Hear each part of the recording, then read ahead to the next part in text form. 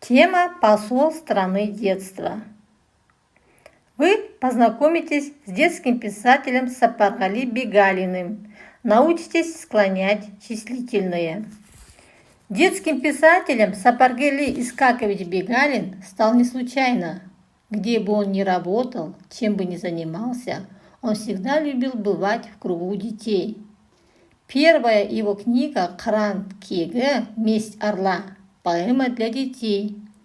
Повесть «Саджан» была переведена на многие языки мира. Одна за другой из-под пера замечательного детского писателя появляются повести и рассказы.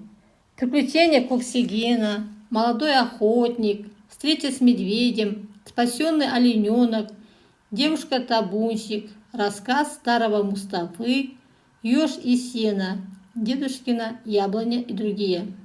Секрет неповторимого очарования произведений Бегалина очень прост. Он разговаривает с детьми на равных, рассказывая им о понятных вещах простым и точным языком. А какие произведения Бегалина вы читали? Найдите и прочитайте. Склонение числительных. Ваш помощник, страница 129. Там есть таблица 6 и таблица 7. Откройте и посмотрите. На странице 129. Используя их, будем склонять числительные. Порядковые числительные склоняются как прилагательные. Упражнение 373. Устно. Перед вами образцы склонения порядкового числительного 5 и образец склонения количественного числительного 6. Используя их, будем выполнять упражнения.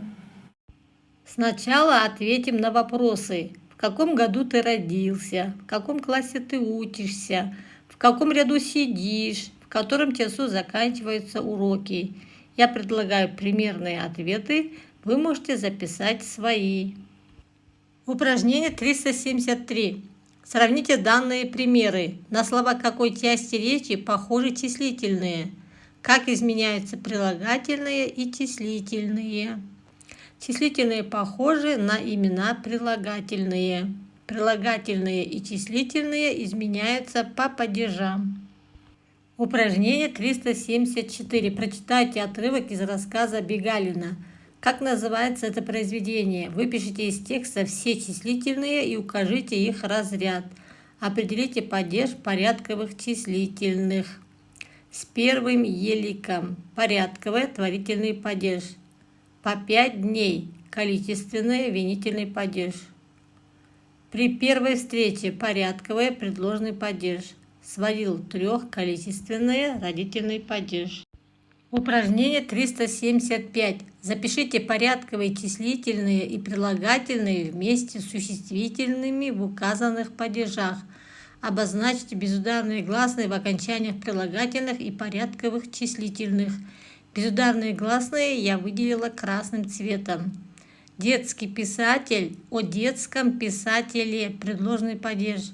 19 километр, о 19 километре, предложный падеж. Республиканская библиотека, республиканской библиотекой, творительный падеж. Шестой день, шестым днем, творительный падеж. Первый роман первого романа, родительный падеж. Казахская песня, казахскую песню, винительный падеж. 30-я минута, 30-ю минуту, винительный падеж. Упражнение 376. Прочитайте, выпишите порядковые числительные вместе с существительными, к которым они относятся. Определите падеж. Проверьте себя по вашему помощнику. Учимся применять правила. При указании даты после порядкового числительного название месяца ставится в родительном падеже к 1 сентября перед 16 декабря. Первое стихотворение «Именительный падеж» в 1914 году предложный падеж. Первая книга «Именительный падеж» в 1943 году предложный падеж. Мы не выписали числительные 4-го предложения, потому что они не порядковые, а количественные.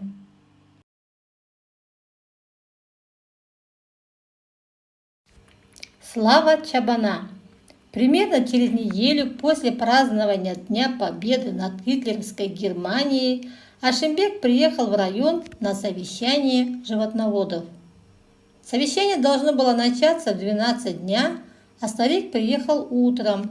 Он решил зайти в больницу. «Ашимбек ата?» – спросила врач-казашка в очках. «Давно вы у нас не были?» «4 года», – ответил старый Чабан. «А вас и не узнаешь, поправились, и морщинки на лбу появились». «Да, пришлось поработать».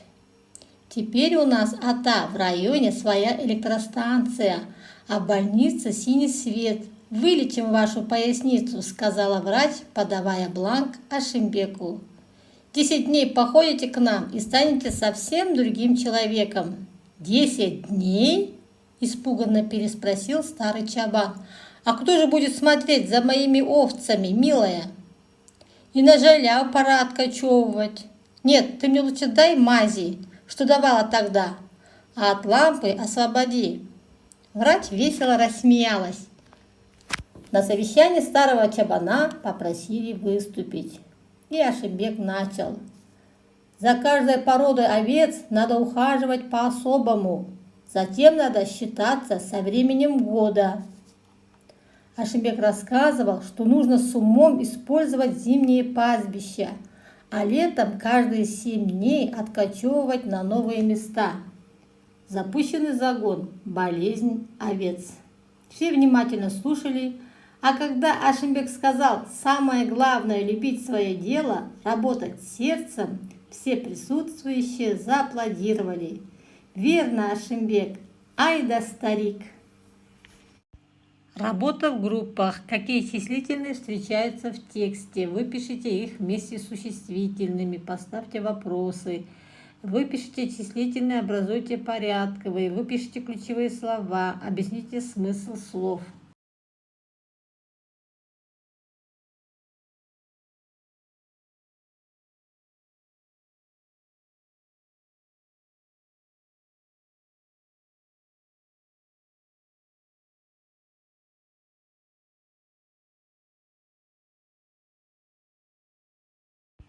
Рассмотрите таблицу, расскажите, на какие группы делятся имена числительные, как они изменяются, приведите примеры.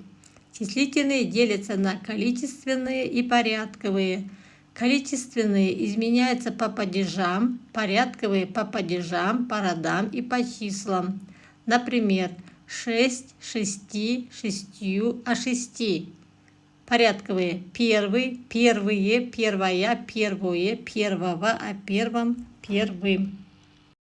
Укажите верные и неверные ответы. Числительных от 5 до 20 и в числительном 30 на конце пишется мягкий знак. Верно.